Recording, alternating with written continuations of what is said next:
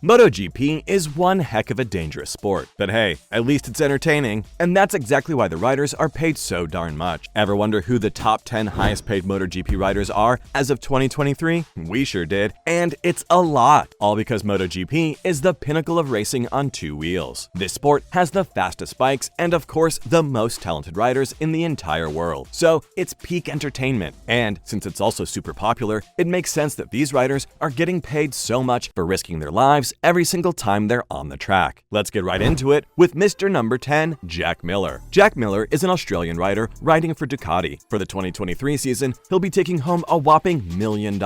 He's been in the sport since 2015, and he's been able to win 2 races during his time and take the podium 10 freaking times. So he might not be the best of the best, but there's no denying that he's still really good. His first race win for Ducati actually happened this year in Spain. Aussie, Aussie, Aussie, he's done it! Miller wins in the MotoGP race here in Jerez, and it's a Ducati 1-2. And then he took another victory at Le Mans. And he's done it again, Q Pandemonium. Jack Miller, a brilliant ride in the first flag-to-flag race that we've had for a few years. Thumbs up from Zarco. It seems like things are looking up for the guy, so don't be surprised if he moves up this list in the next couple of years. But if you're impressed by how much he made, you'll be surprised to know that the next guy took home a lot more cash than this. Yep, the Pramac Ducati rider, Johann Zarco. The French rider currently sits second in the World Championship, so it makes sense that he'd be making bank. As of right now, he's bagging twice as much as Miller at freaking $2 million.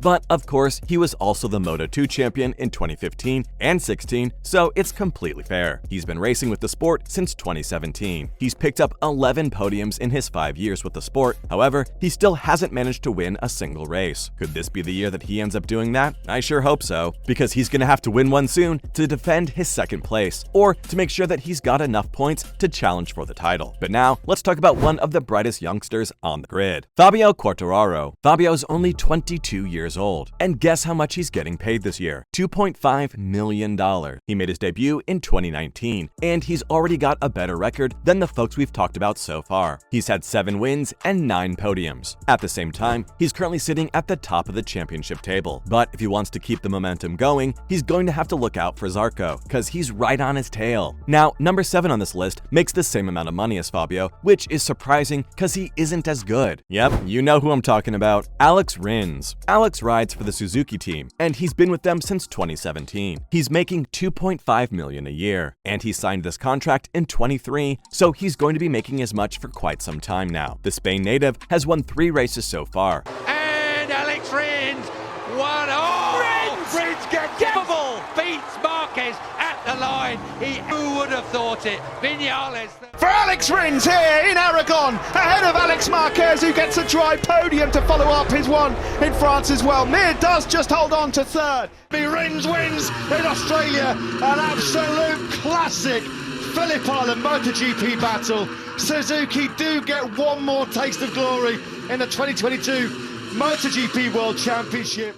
And he's managed to get to the podium 9 times. His start for this season has been a little off. He got a little unlucky, but he's going to be hoping he can pick it up with time. Now for someone who's doing well this season, Franco Morbidelli. Franco races for Petronas Yamaha, and he bags a whopping $3 million a year. The 28-year-old has a solid start to the current season, but he's going to have to get better if he's ever going to justify this massive paycheck. But hey, there's someone who's easily managed to out-earn Franco, Pol Espargaro. The Spanish rider has a 2-year deal with Repsol Honda for 2023 and 2024, and it's worth $3.5 million a year. But other than the money, things haven't been easy for the Spaniard. He hasn't been able to bag a single win, or even a podium with his current team. Before that though, he had 6 podiums, so he's probably hoping he can get his former form back, especially if he's going to justify getting paid much more than the current leader of the championship. The next person on this list happens to be another Suzuki rider, Joan Mir. Joan's only 23 years old, and this is exactly why it's so surprising to see that he's taking home a whopping $6 million a year riding for the Suzuki team. He's also one of the new generation of young riders who seem to have an amazing and bright future ahead of them in the sport. So far, he's been able to get 12 freaking wins and 33 podiums since he started his career. Spain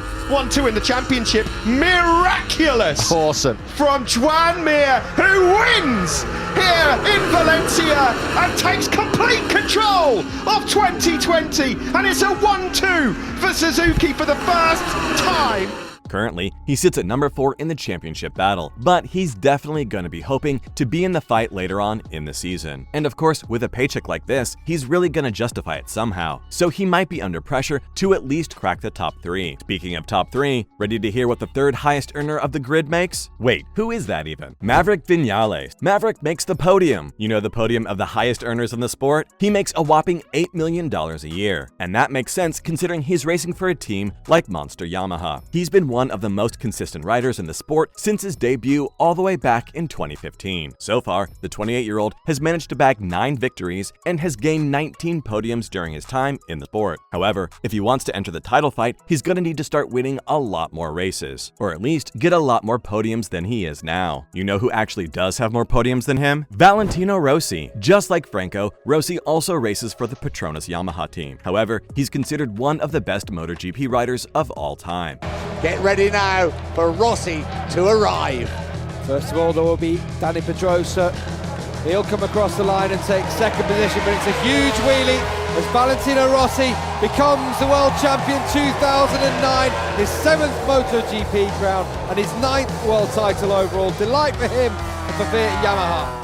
He's had 7 Premier Class World titles, and of course, he managed to become the second highest paid man on the grid in 2023. And honestly, folks, it's so surprising that he's still going super strong, considering that he's freaking 43 years old. How do you manage to stay fit enough for so darn long? And his amazing stats don't just end there. He's won 89 races, and he's managed to bag a podium position 199 times. He's also had the fastest lap 75 times, and his win streak lasted for 7 races. So, how much does he make? He makes $10 million a year. Yep, you heard that right. But hey, just taking a look at his record, it makes sense why he's paid so much. But even with the stellar record, he's not number 1. Who's the lucky guy who ends up making more than anyone else on the grid? Marc Marquez. Rossi's had an amazing legacy in the sport. The only thorn in his path, though, Marc's salary, because Rossi outshines him in almost everything except money. Marquez races for Red Bull Honda, and he makes $12 million a year doing that. But hey, it makes sense. He's had 6 championships, 59 wins, and 100 podiums. But now we await for the arrival of Marc Marquez. The new world champion in MotoGP in 2013 is the rookie Marc Marquez. He's done it. He's done it. 20 years old, 266 days, the youngest ever winner in the Premier Class, the first rookie to do so since '78. Again, it might not be as much as Rossi, but it's still a lot better than everyone else on the grid. And that, folks, were the top 10 highest MotoGP riders for 2023. Is there anyone on this list that surprised you?